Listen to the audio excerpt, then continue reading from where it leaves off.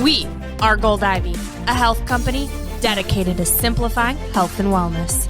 Tune in as we search to find the deep, real, and raw truth. We're here to talk big, no room for small talk. It is our mission to inspire, seek growth, simplify the action steps, and build confidence. You decide what works for your daily life and how to transform our lessons into your gold. Are you ready to step into your power? Now is the time. Join us on the fearless pursuit of self-discovery and growth. This is Ivy Unleashed, a Gold Ivy production.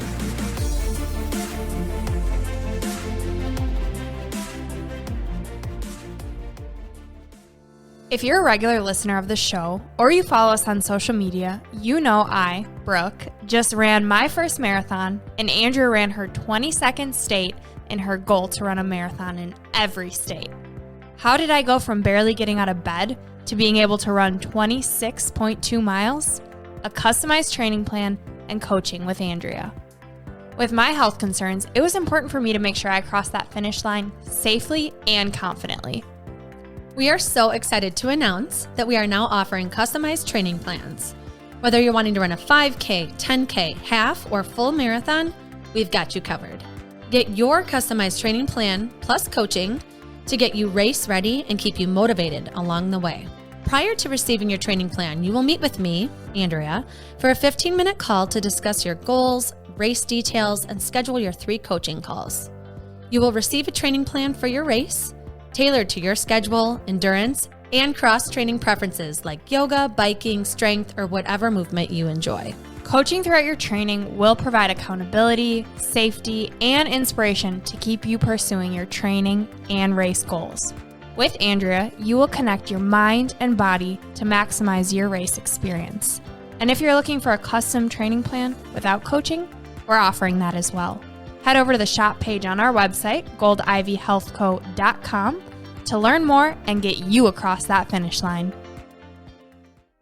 Ray Law is back to give us a life update of what he's been up to, his next extreme challenge, a heart-wrenching injury that had him in tears, how he got himself out of a dark place, and all kinds of gold from our rapid-fire questions that you don't want to miss. And heads up, there's a lot of adult language in these 2 episodes with Ray. The man can't help but cuss. It's in his DNA. He's just a passionate man. It's entertaining and funny. What can we say? If you're entertained and inspired from this episode or any others, please drop us 5 stars and leave a review.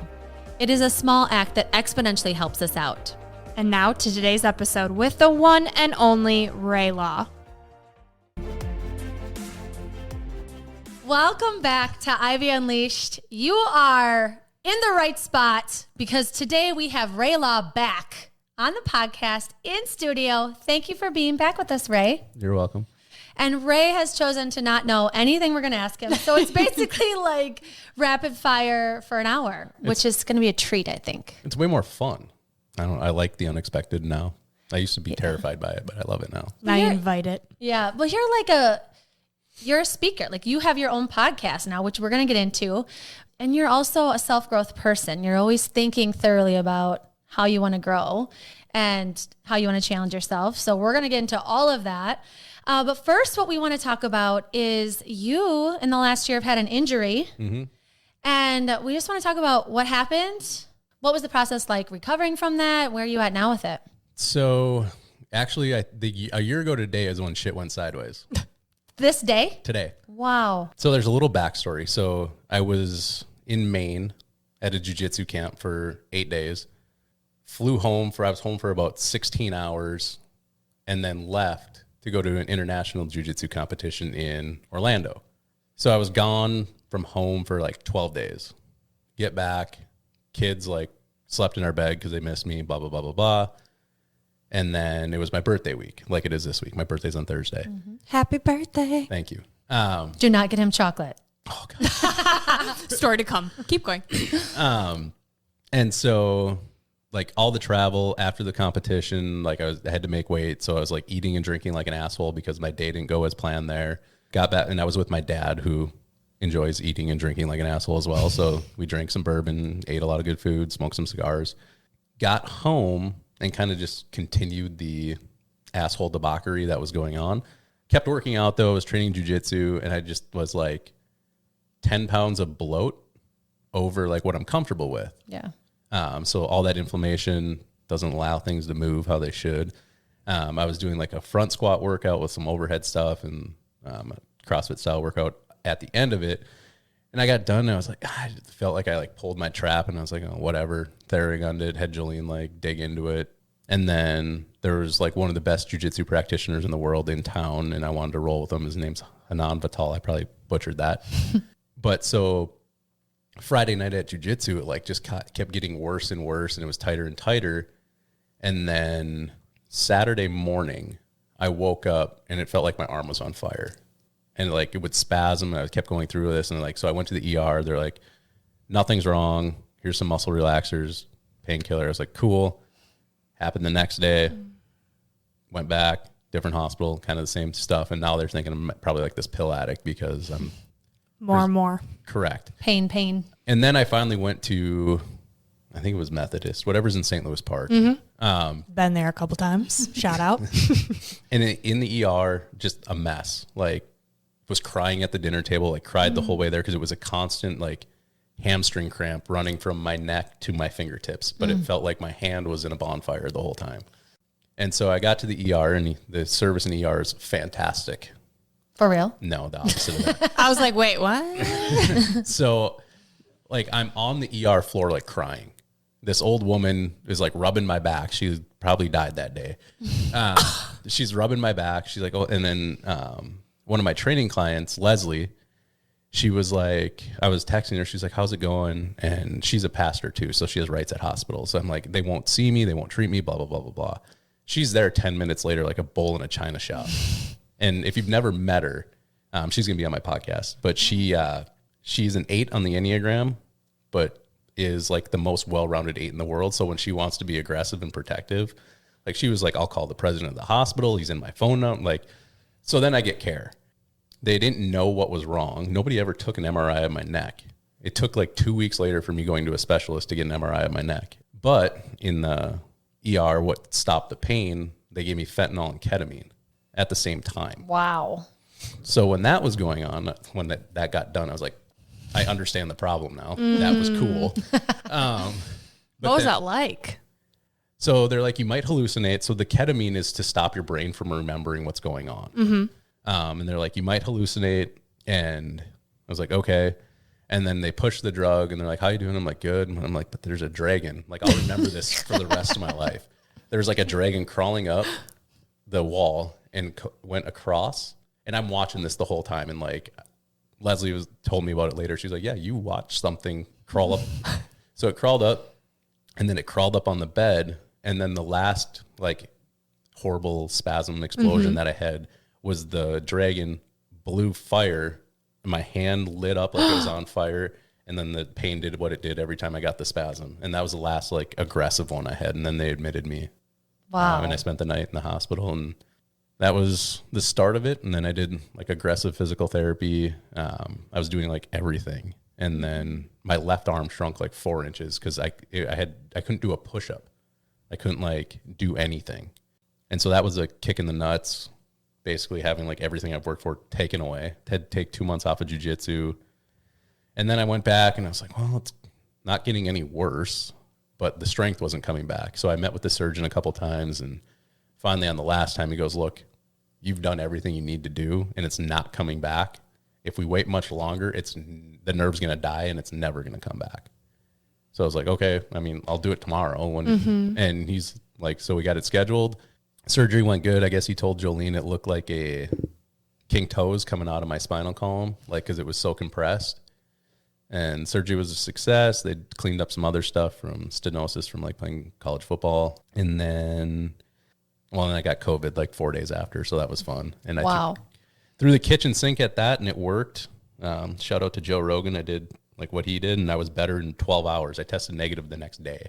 What'd you do? I did monoclonal antibodies, the vitamin IgB drip, ivermectin, and like a huge bolus of vitamin D and C at the same time. I went from like buckets of sweat and a headache and coughing nonstop, which isn't good when you've had like your throat cut open 3 days previous to that. And By that night, my symptoms were gone. Wow. And the next morning I tested negative. So jiu-jitsu was out the window. So for how long after your surgery, did you have to wait to even attempt it again? So I went to my follow-up on December 30th with the surgeon, and he gave me the green light to start physical therapy. But I never had any pain in my neck, ever. So it was weird because every question they asked me, I'm like, that was never out. It was all radial pain and symptoms. And when I got to physical therapy, the lady's like, well, are you back to work yet? Can you, read? Can you walk for more than 5 minutes? I'm like, I walked on the treadmill yesterday for 75 minutes with like a 20-pound backpack on. And I'm like, I started working like 4 days after. I'm like, and she's like, oh, deer in the headlights. Like, didn't know what to do. So I gave her the benefit of the doubt, came back the next time. I'm like, if you're just going to rub my trap, like I can have my wife do it, or and go get a full body massage and pay the same amount of money. So and then I reached out to people I knew, and they kind of were like, what are you doing? And I told them what I was doing. They're like, you're on the right track. I treated it like a bone break for a kid, not aggressively, like patiently loaded it and let the fusion. And when I went to my follow-up on March 3rd, the surgeon's like, it looks like that fusion's 2 years old. So whatever you did, bravo. I was like, fired your physical therapist. And then I was back. I went to jiu-jitsu that day because he said I could do whatever I wanted. Nice. Wow. So how patient of a person are you? Like how tough was this for you? it was tough. But I wanted to do it right because I didn't want to have to do it again. And then that's a risk. But I mean, the next day after my surgery, I was walking from our front door to our microwave, like in 5-minute chunks, like every 3 hours. So I did what they wanted me to do, like the next day. I didn't wait. And so yeah, aggressive patience. Yeah. So now you're back in jiu-jitsu. I've been back in jiu-jitsu, training full. Like there's a couple of positions that are weird that I'll just be like, I'm done with this. Let's start over. And then, yeah. Okay. And for people that don't even know what jiu-jitsu is, can you explain what it is and why you started? It's funny. It's called the gentle art, but there's not really anything gentle about it. Your goal is to either strangle someone or break one of their joints. So what's like wrestling on steroids? Kind of. It's like a mix of wrestling, judo, and then like joint locks and submission and like choking people. Okay. Sounds fun. The crazy part is like, so I've been doing it, we'll say 2 years now. Not even. Be 2 years in March. Is like today there was a new guy in class. He was like 6'4", probably 330-ish. Wow. But never once did I feel in danger. Like I was controlling him the whole time. Like if I wanted him, if he was on top of me and I wanted him over there with me on top of him, it happened like that. And like there's women who weigh 140 pounds who do the same shit to me, but they've been doing it for 8-9 years. Like they just dominate me.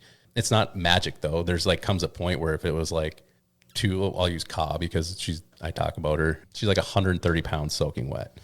Like on the jiu-jitsu mat, she beats the shit out of me. But it's like in like other black belts will talk about this too, where like, but in real world, like size, strength, and weight matter. But I mean, it would give her enough time to get help, even against anybody. So the reason I started doing it was more so going back to the riots in 2020. I was out with a beer with a friend. I sent Jolene and the kids away because we live close enough where like something could happen. I went to get food and I came home and I couldn't remember if I never would leave the door open and the front door was open to our house. And so I cleared the house because I had a gun and I was bringing like a go bag. So I had like a big AR and body armor and stuff. Cleared the house, blah, blah, blah. It was fine. Like, I don't know if somebody came in. If they did, they're the worst criminals. Cause like I had a couple $100 like in an envelope on the counter and like all the computers were there.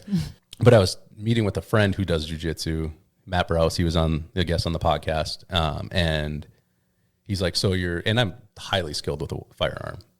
He's like, so you're really, really good when things get to the worst case scenario. What do you have before that? And I looked at him. I was at the Wicked Wart and I said, fuck. And he slid me his phone and I filled out the thing and I was there the next day and haven't left.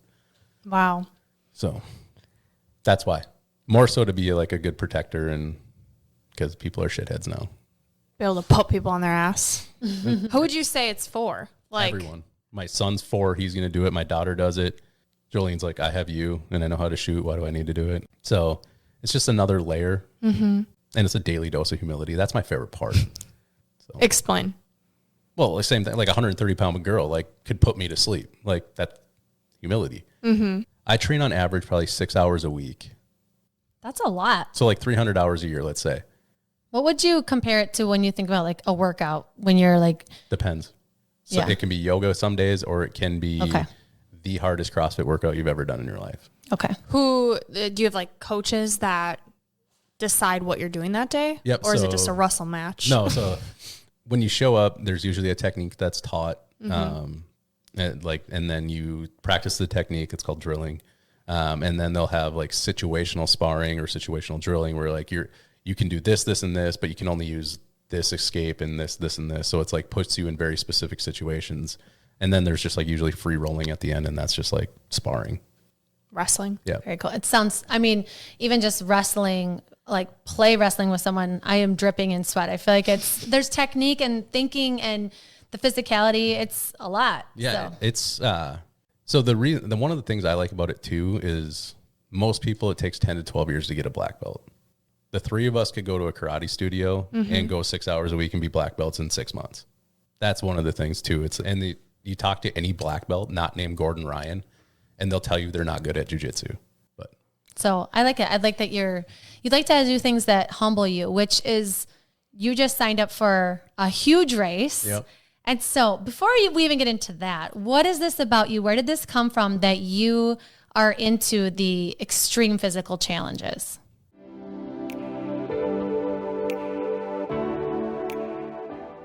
Hi, I'm Britt, the creator and founder of PNTY, granola bars that say please and thank you. I started this company to remind people the power of manners and respect. Even when we don't agree with someone or care for them, we can still show them respect. And through that respect, we can strengthen our community. We love your granola and bars, and their names are so cute. The Golden Rule, Pardon Me, You're Welcome, Sharing is Caring. We're curious why you decided to share this message with granola bars specifically. It's a fun, easy, daily way to share an important message. My products are especially crafted in a way to be inherently good for you. Pantry-friendly ingredients, well-balanced, and packaged in an earth-friendly way. It's full circle. Take care of yourself, be mindful of your community, think about your earth. They are simply a daily reminder of that. Love that. Your Yes Please granola has officially made me a breakfast person. It's hands down the best granola I've ever had. I pair it with Greek yogurt, berries, and chia, and I look forward to it every morning with my coffee. I love that it's gut-friendly, being gluten-free, and has a dairy-free option too. Britt, where can our listeners find your delicious granola, and what kind of deal can you give them? You can find me on Instagram at PTY Granola Co. and order from my shop page, www.ptygranolacompany.com. Ivy Unleashed listeners can use this promo code Gold Ivy at checkout for a 10% discount. Amazing. Thank you, Britt. Nice use of manners, Brooke. Thank you. I truly treasure new connections, and I'm so excited when I get to make granola bars and I'm able to share a snack food that I believe wholeheartedly in. So grab my granola bars and granola whenever you want, but make sure to use your manners. Please and thank you.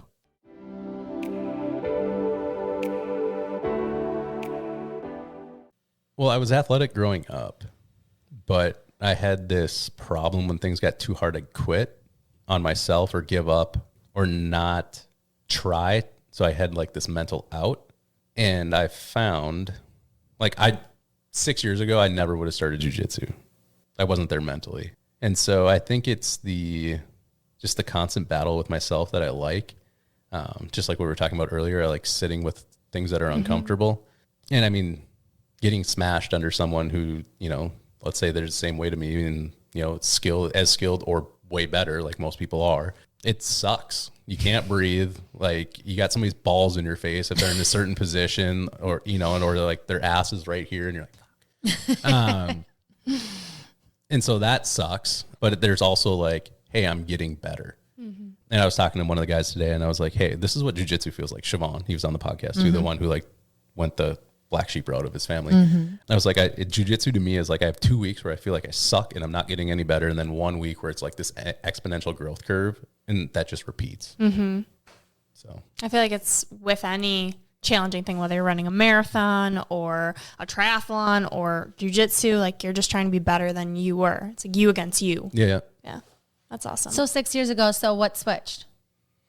Oh, I think the start, like with pulling my head out of my ass, getting in shape for Sutton being born, that was the cascade that started everything.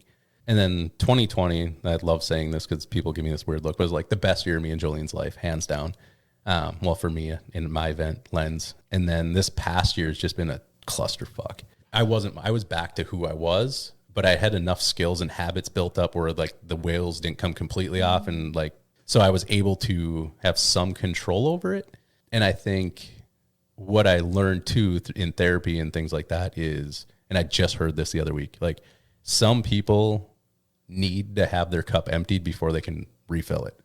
And like hearing that was like so validating to me because I've been fighting my urge to like compete and go do all these crazy races because I'm like, well, that's not healthy. I don't need to do that. But he was saying it's like, you want to get to that point where you don't need to do that. But he's like, do you want to be miserable for the next 15 years as you work to get to that point? And I was like, no.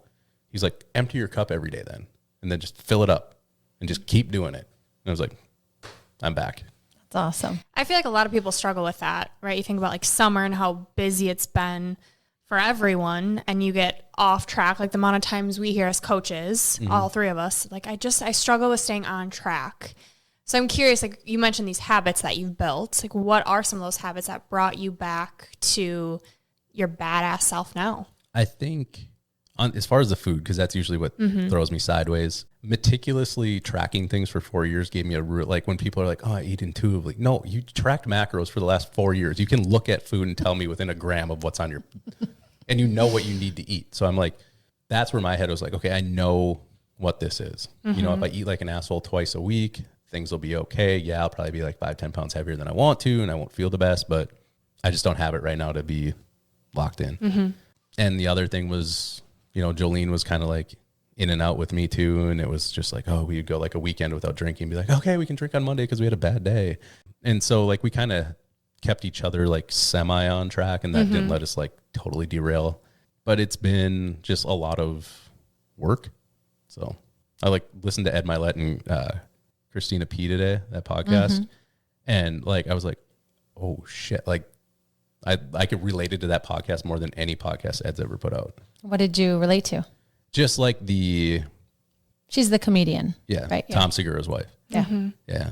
Just you think you're there, but you're not, and it's okay. It's like, I posted in one of my Facebook groups that I run today, and I was like, nobody wants to start something new because they don't want to be seen from starting from the bottom. And that I felt that way about everything like I've ever done. Like, that's why I've backed out of jiu-jitsu tournaments. That's why, but I'm starting to like to embrace, like, that's okay. And that's exciting now too. Yeah. I heard something that was the difference between successful people and non-successful people, or successful people are okay with not being good and just starting. I don't know the exact words, but it was that idea. And I'm like, yes, like not being afraid to just do it. It's like not letting the fear of not being good enough keep them from taking action. Yeah. And that was my kryptonite for everything in my life. Yeah. It's so interesting because I've only really known you as the person that goes hard for things, right? That signs up for the big race, or all of a sudden feels like I'm not doing enough, and you do something super extreme, like 75 hard. I've watched you on social media and Jolene do it, try it, succeed, fail, like, and so I feel like we should talk about this. And this came from Andy Frisella. He's the one that actually created it, right? Yep. Okay. Can you just talk about what 75 hard is and why you're so obsessed with it? So I'm not really obsessed with it at all. I hate it. So I think where people look at it and they're like, that's too much, is they look at it as like a fitness challenge. And it's not. I can tell you right now, I've done a bazillion things harder physically to myself than what's required of 75 hard. Well, I actually looked it up, and he says it's not a fitness program. It's a transformative mental toughness program. 100%. And like, I've made it as far as day 69, and I fell asleep reading and woke up the next day. And thank God. Because you didn't get 10 minutes of reading it? Correct. 10 pages because I fell asleep reading the book. No. And I was like, I woke up and I looked at it, please be on page like 74, because I knew where I was. And it was like on page 66. No. And like Jolene wasn't home there at the cabin or something. And I just was pissed. 9 o'clock in the morning, I was drinking an old fashioned. Like, I was like, where's open for brunch? And I was just pissed. Legit, this is the 108th time. And like, I just finally said, similar to what we were talking earlier, I'm like, if I want to open a business, run a business and be successful, I need to stop quitting. Mm-hmm. And so here we are. What day are you on? 21. Okay. 21. Jolene's on 31, I think. Ooh. But yeah, it's 2 workouts a day, 45 minutes. One has to be outside no matter what the weather's doing. But like there's people who do yoga twice a day, 1 time outside. Like the drinking of the gallon of water, like a cauldron of water from, I'm going to butcher it, with some ancient religion, but it was like if you drink a cauldron of water a day, which was roughly a gallon, it's like for purifying your soul. The 10 pages of personal development, I mean, that's just what adults should do. No drinking, no cheat meals, and then Sticking to a diet. and then a progress picture. Mm-hmm. And it's like some people are like, well, what if it's about mental toughness? There's nothing that says you have to have like your shirt off or be in a sports bra, and it just says take a picture. Mm-hmm. And most of the places I can see, like with my progress picture, when you scroll through them, because it saves, like it's in my face is what I notice. Mm-hmm. Is it just like accountability and to have a physical, like visual reminder of what you're doing or progress? Well, like you can physically see the difference in my face and the confidence when I'm taking the picture. It's just a different switch. I don't know what it is. And the other thing too is like every time I've made it past day 10, my personal business, like Law Firm Fitness, I picked up 7 new online training clients in the last 4 days. Wow. Man. And then this winter when we tried and Jolene got to like day 48 and I got to day 37, fell asleep again. That's why I read now at 4. So that doesn't happen. I picked up like 6 new training clients too. And there's something, I don't know if it's the universe rewarding me for not being an idiot, or like I'm just putting out better content because my mind's sharper, because I'm not waking up hungover. And what do you think is the most important piece of the rules with it? Doing them with zero compromise. That's hands down the most important part. Like, like me and Jolene, like half the time our second workout is we walk stop sign to stop sign in front of our house, because the kids, and we have nothing to do with the kids. So it's like, it's not 44:59 on the watch. It's 45. Mm-hmm. It's like doing all the little things. And that's the big part he emphasizes in the books. It's about doing the little things consistently day in and day out. And that's when people stop doing it. That's when they usually start to backslide in business, life, relationships. I think it's like the fundamentals that Alan Stein Jr. talks about. It's your meditation and your workouts and what you eat. Like these basic things that we know are the things that make us feel good, but so many people don't do them. Correct. They're mundane, like you said. It's not sexy, but it's so important. I think there's something about it too, like you said, the really committing to it, because you kind of say these goals, but like if you don't have accountability, or like if you don't actually follow through with it, because who's saying you're going to or you're not going to? If you're not answering to anybody, you're not showing anybody online, or you're not crossing off your calendar the day, like I can see the benefits of it. It's just really intriguing and interesting to think about why you keep doing it. I want to finish it. And it's more so I want to prove to myself. And I know probably 100 people that have done it, and they said it's legit changed their life in one way or another. What's the farthest you've gone? 69. Oh, that night. Okay. Yep. So here we are. I like one of the days in the past couple, I was like crying. I'm like, I do not want to do this anymore. But we're still Do you feel like this is the one? We're doing it. What's different about this time around? I want to. I don't feel like I have to. Oh, I like that. Yeah. That's powerful. Well, it's good timing that you're doing this, because you signed up for the Rocky Raccoon 100 Endurance Trail Run? Worst timing. Really? Why? Because now I'm like, I figured out what I'm going to do with my nutrition to still stick to what I was doing. Oh, because You have to stick to a diet, but you have to train. Correct. oh, But I mean, and the time on the feet walking is obviously good when I'm going to be on my feet for 24 hours trying to move 25 times around. 100 miles. Okay, so 100 miles. How long are you just like estimating this is going to take you? My A goal is 24 hours. Okay. And then B goal is just finished, and then there is no C goal. Seagull, see me out of here. Yeah. Get me back on a plane quick. It's in Texas, right? Yeah, it's 2 hours like northwest of Houston. Okay. It's like In December? February. Oh, February. That's right. Yep. So I have 20 weeks to train, which is not smart. If you're listening to this, don't do that ever. Because most 100-mile training plans have like a 16-week build to get to the base mileage needed to train for an actual 100.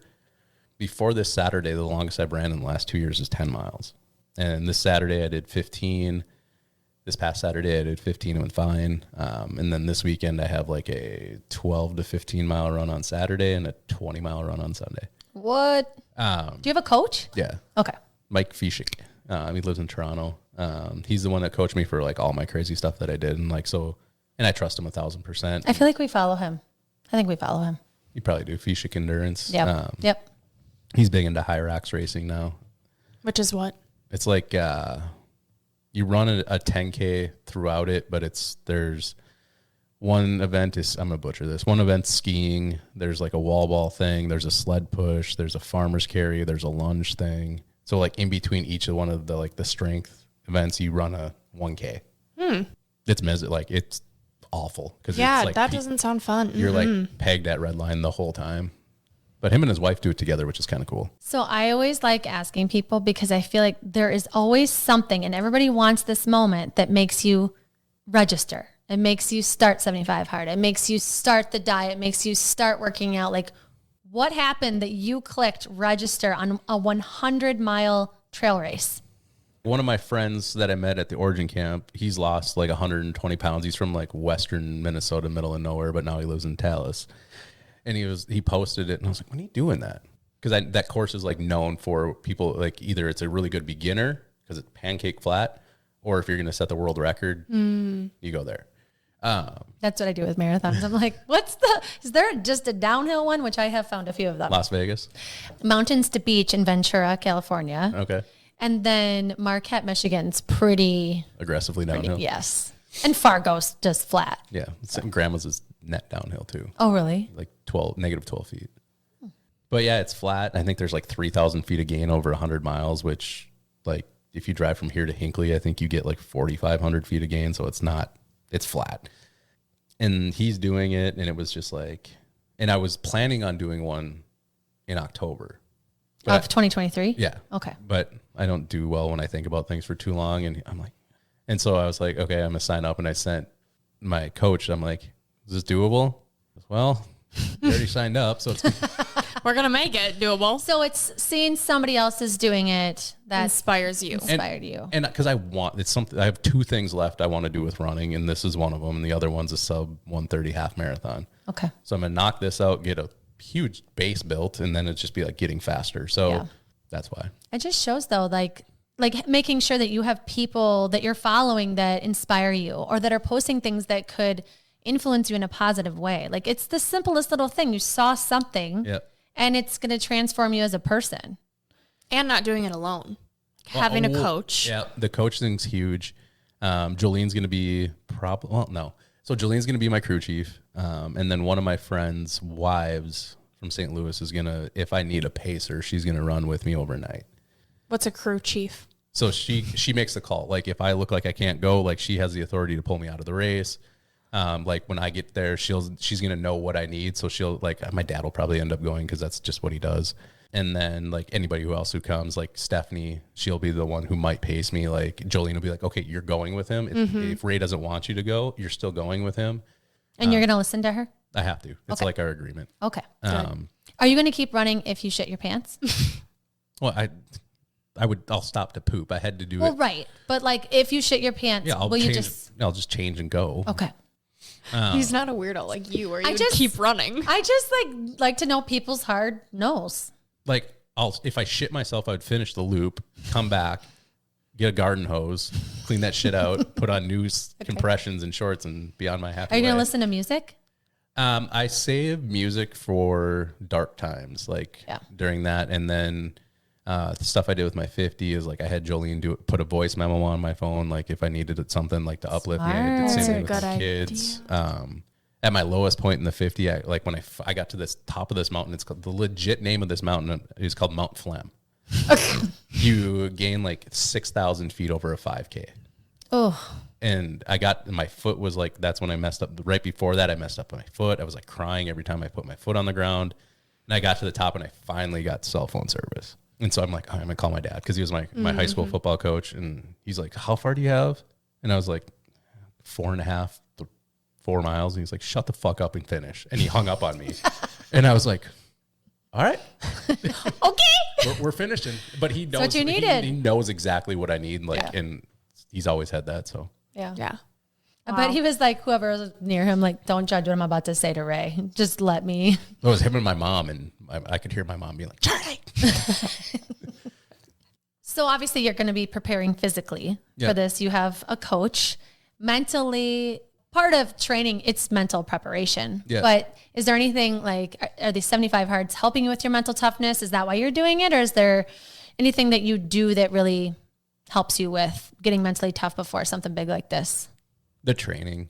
And I don't run in groups. So I'm always alone. And that's one thing I'll tell like clients. I'm like, if you're going to do like your first marathon, or if you're going to do your first 50K 50 miler, you got to do some of your long runs alone.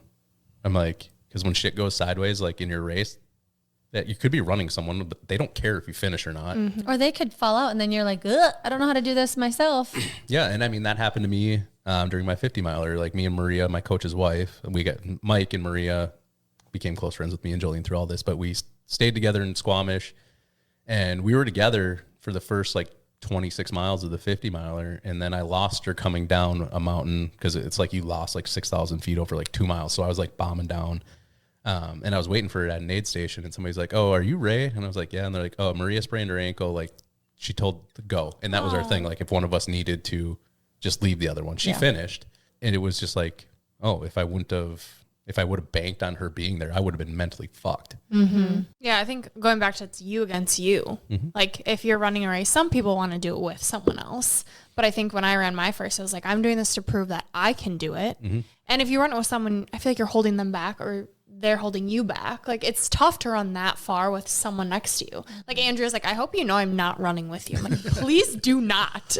Well, and then we were like, ask us anything. And so many people are like, do you ever just run for fun, Andrea? Like basically hinting that I should just have ran with Brooke, that, you know, whatever. I'm like, it's an individual race. Mm-hmm. It's an individual thing. And I think if you've ever thought about signing up for something like this, maybe not 100-mile trail run, you know, it's a little extreme, maybe a 5K, maybe, you know, marathon, is that you're going to prove something to yourself, and it's going to unlock things in your life you've never even imagined, because you realize how capable you are. And if you can do this, you can do so many things. And I mean, it happens when you're pregnant, you carry a baby and deliver a baby. You're like, oh my gosh, like I could have died there. And then you're like a superhuman all of a sudden. And so I know you can't force people to do things they don't want to do, but how would you convince someone to just try challenging your body physically to do an event?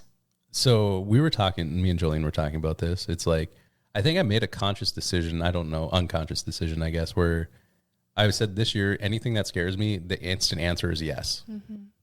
100-miler jiu-jitsu tournament in the Twin Cities, like probably the day before I have to run 40 miles, like, yes, let's do it. Okay. Smart? No. But just find something that you're interested in. If you don't like running, don't run. Simple.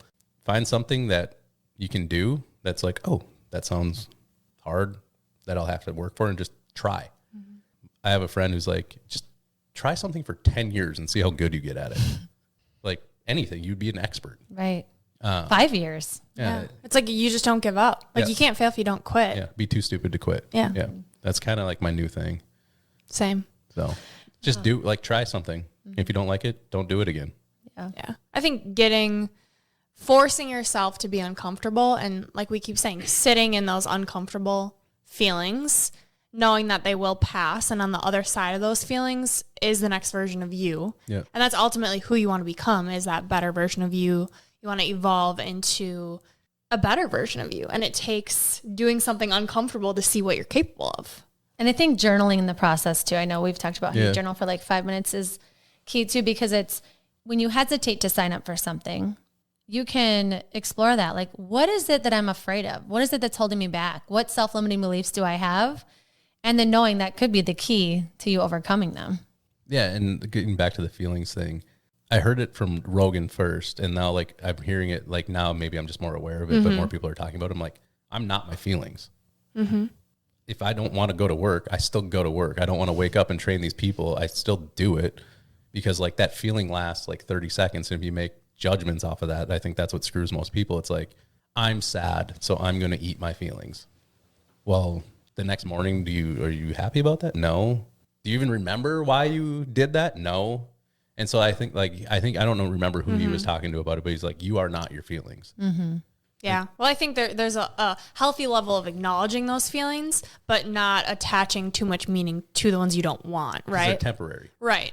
And something I was listening to the other morning was, it was just on Spotify, and it was just this reel of motivation after motivation after motivation. And the guy's like, no one feels like waking up. No one feels like getting out of bed. Like F your feelings and just do the damn thing. Yeah. And I think there's a dance between the two, but not allowing those short-term feelings to win. Like when you do a challenge like this, you are strengthening your mind and you're showing yourself, this is what I do. And when I say I'm going to do something, I'm going to do it. Yep. So it's like that trust with yourself too.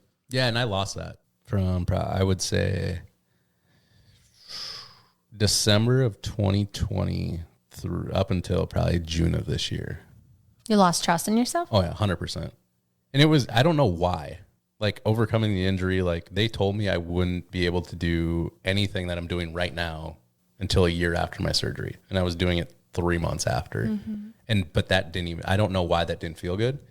And I think it was like, I didn't want to say like I was beat down by like the constant bullshit that's been going on. But I think that was part of it, working from home, like being isolated, just on top of like when people got to go back to work. I was like, I'm going to sit in my office and talk to my Call of Duty friends when I don't have anything to do at work. And I think that, and just how I accepted how much we were drinking was like normal. And that was cluster bomb of starting TRT, trying to figure that out while drinking, not a good mix. And then not being able to exercise for 3 months. And then I think it's just like my sense of who I was started to get just beat down. Mm-hmm. Well, and blurred from these substances. Yeah. And in Chicago, about a month ago, I started that. So that's why Jolene's 10 days ahead of me, because I was going to start 75 hard the last day I was in Chicago with some buddies for a jiu-jitsu tournament. And then it was just like, I got back to work and that was a cluster F. And then it was like, I saw her rocking it, and I was sitting there Sunday.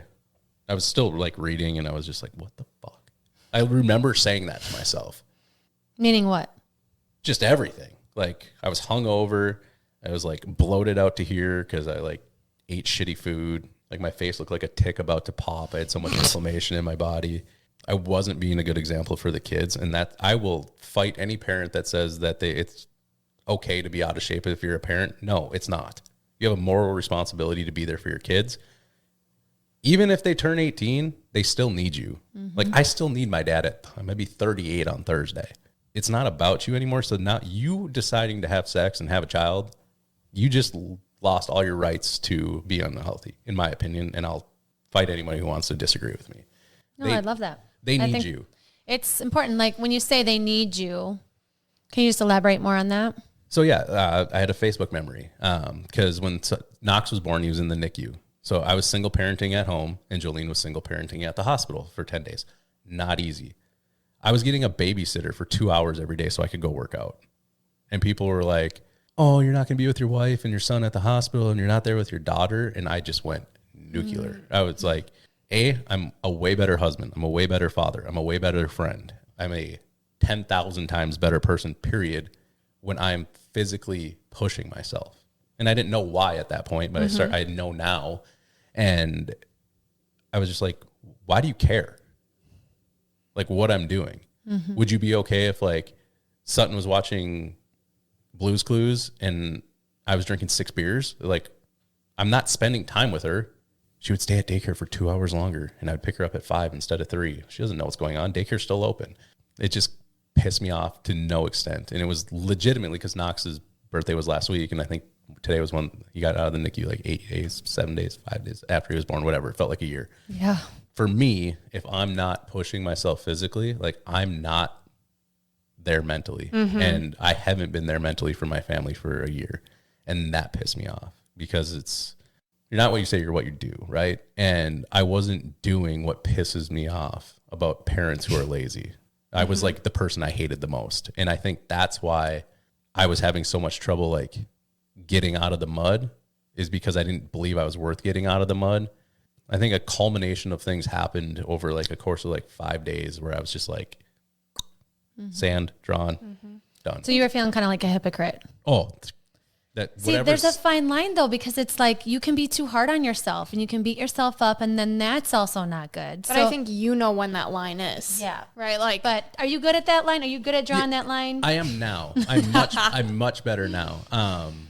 Just because of work I've done and things I've just heard that like I vehemently disagree with in like my heart of heart, where I'm like, that's not, no, that's not okay. Like, you need to be honest with yourself. There's a difference between being too hard and being honest with yourself. Like, if I'm being too hard on myself, that'd be like, oh, the pace of your 20-mile run you're doing isn't fast enough and you haven't ran this far since you did Twin Cities Marathon in 2019. If I'm being honest with myself, could I do this a little bit harder and still have the same training goal? If I can't, know, okay, I'm doing what I'm supposed to do. Mm-hmm. But like, I don't think I was hard enough on myself when, like, because I looked, like, we were spending $500 a month on booze. And, like, that's not okay. Mm-hmm. But, like, it's normal. You both have friends that do the same thing. You know, we've all been there. Mm-hmm. And it's, like, that's not okay. And I was just like, that was another thing. I'm like, line in the sand drawn. Like, we're not doing this anymore. Like, yeah. I'm never not going to drink again, but I'm not going to have it be as much of my life that it was.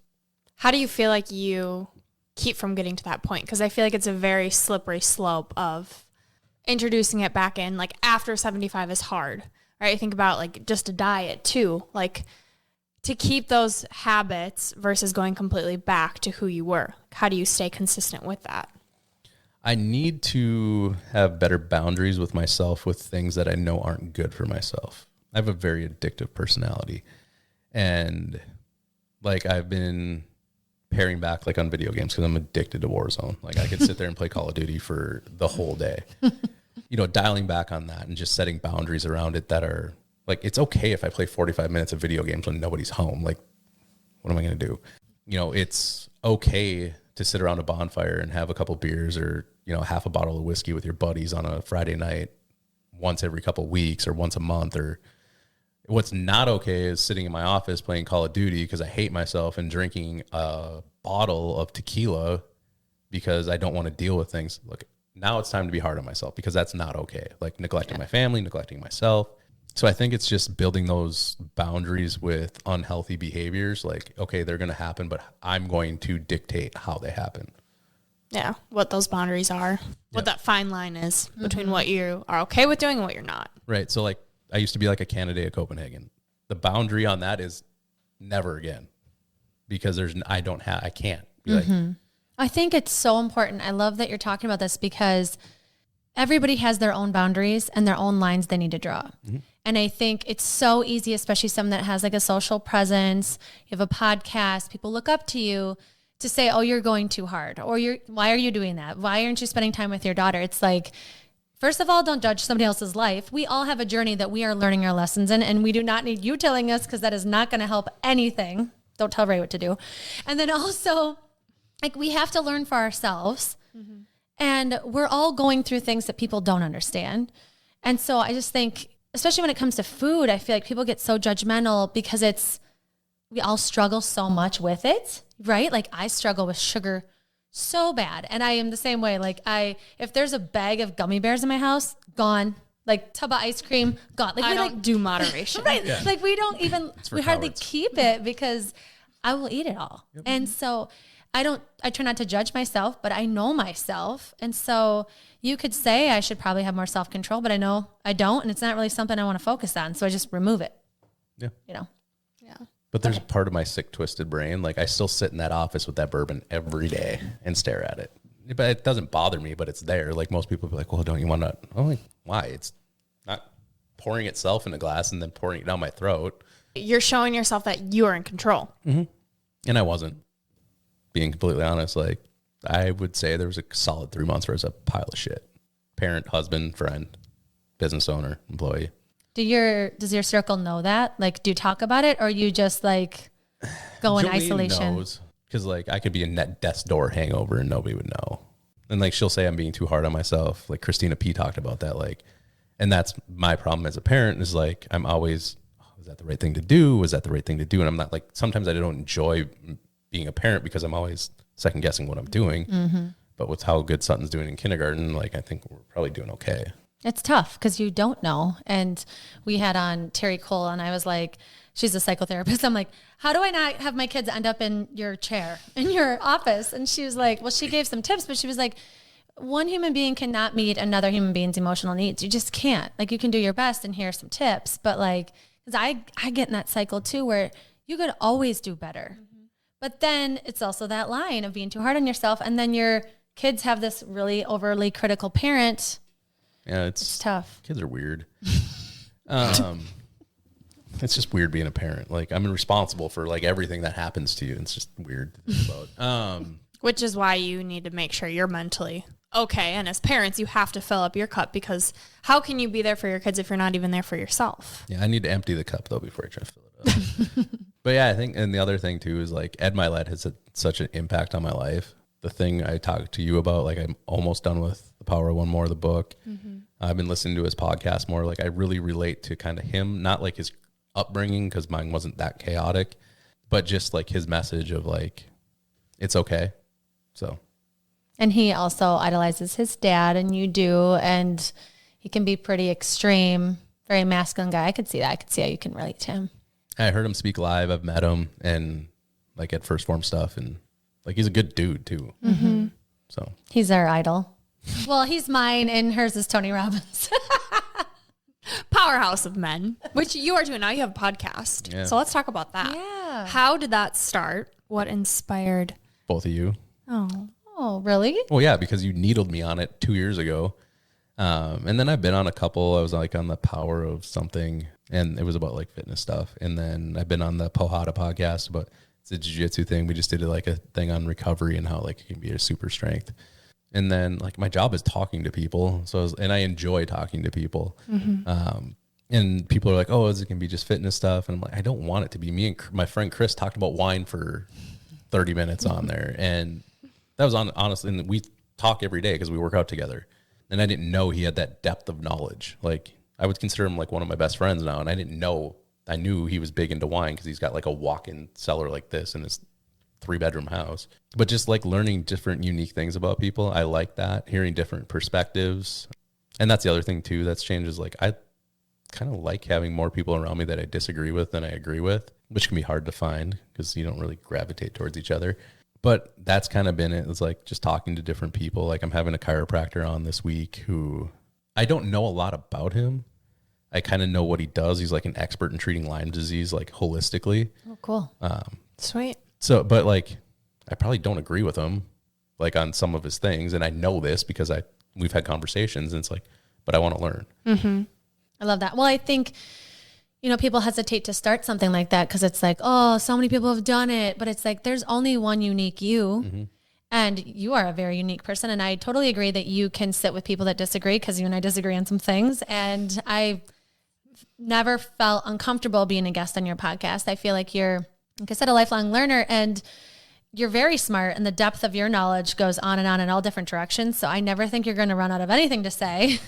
And the fact that and Brooke and I talk about this too, we're always going to be growing and struggling as human beings in something. And people need to hear the truth about that because it's what connects you and shows you that we're all human and struggling with something. And then how you get out of it. And people like us that hold ourselves to standards, it's important that you show people that not only are you struggling, but you're doing something about it. And I think that's powerful.